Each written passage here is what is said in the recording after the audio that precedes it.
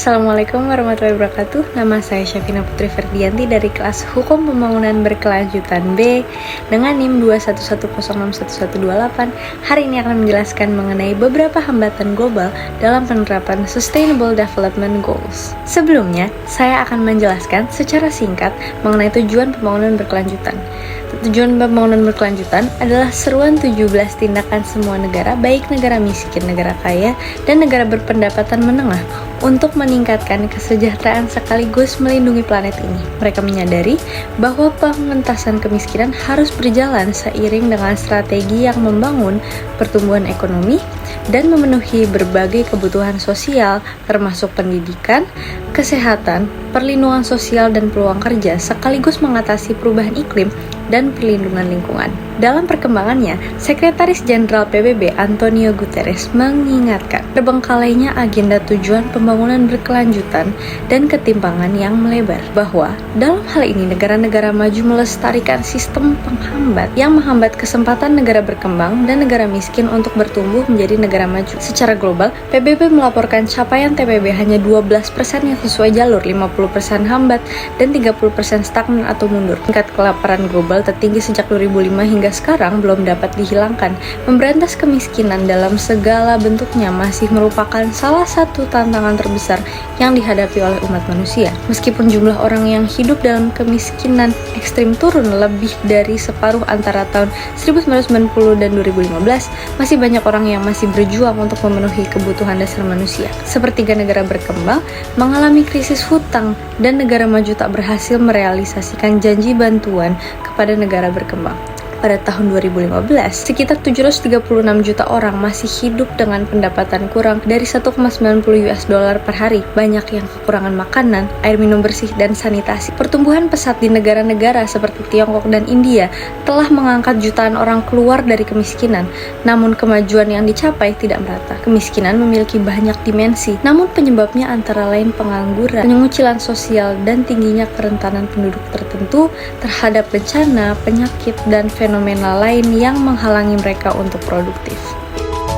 Menurut redaksi, perlu 286 tahun untuk menghilangkan kesenjangan gender. Meskipun anak, perempuan, dan laki-laki rata-rata menghadapi tantangan yang sama pada masa kanak-kanak, kesenjangan gender menjadi lebih jelas seiring dengan pertumbuhan anak-anak. Remaja perempuan, karena peran gender yang diharapkan, mungkin menghadapi beban pekerjaan rumah tangga yang tidak proporsional, harapan untuk menikah, resiko kehamilan dini, serta kekerasan seksual yang berbasis gender. Secara global, 650 juta anak perempuan dan perempuan yang hidup saat ini telah menikah saat masih anak-anak dan lebih dari 200 juta mengalami mutilasi alat kelamin perempuan. Eropa dan Amerika juga mengalami kebanjiran imigran. Menurut PBB, sejauh ini sekitar 186.000 migran atau pengungsi tiba di Eropa Selatan pada tahun 2023. Mayoritas pengungsi dan migran Eropa Selatan berangkat dari Tunisia atau Libya, namun sekitar 2.500 orang yang berusaha menyeberangi Mediterania ditemukan tewas atau hilang.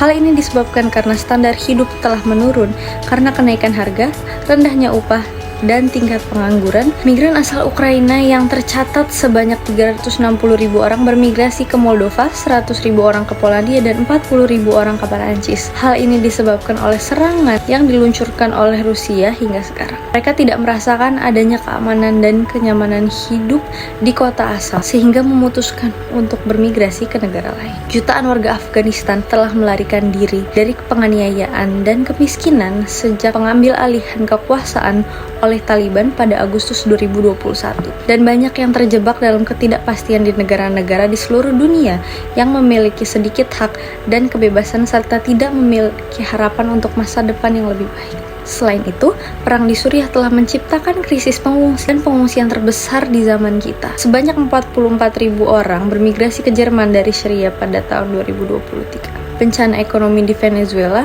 serta penindasan brutal terhadap pemerintahan Maduro telah menyebabkan lebih dari 7 juta orang bermigrasi untuk mencari kehidupan yang lebih baik.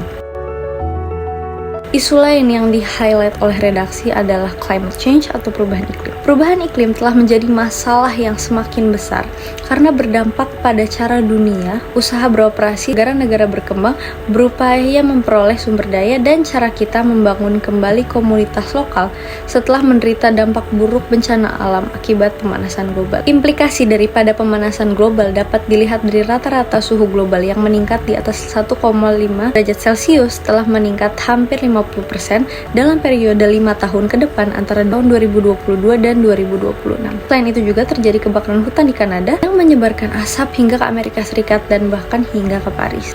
Adapun daripada masalah-masalah yang di-highlight oleh redaksi, beberapanya tentu memiliki solusi. Solusi kemiskinan yang pertama, metode pengajaran untuk mempertahankan pertanian adalah salah satu cara yang menunjukkan cara mengatasi kemiskinan. Menegakkan kesetaraan gender, menghadiri air bersih, memastikan suatu negara memiliki layanan kesehatan yang baik yang mencakup vaksinasi secara luas, investasi pada rumah sakit dan sumber daya yang lebih baik, pelatihan profesional medis, dan peningkatan kebersihan di tingkat nasional. Mengangkat suatu negara keluar dari kemiskinan berarti mendidik warganya untuk tidak hanya mengenal dasar-dasar seperti matematika dan sains, namun juga mengenal kebersihan yang baik, kesetaraan gender, pendidikan yang setara bagi perempuan, faktor ekonomi dan investasi pada sumber daya untuk sekolah.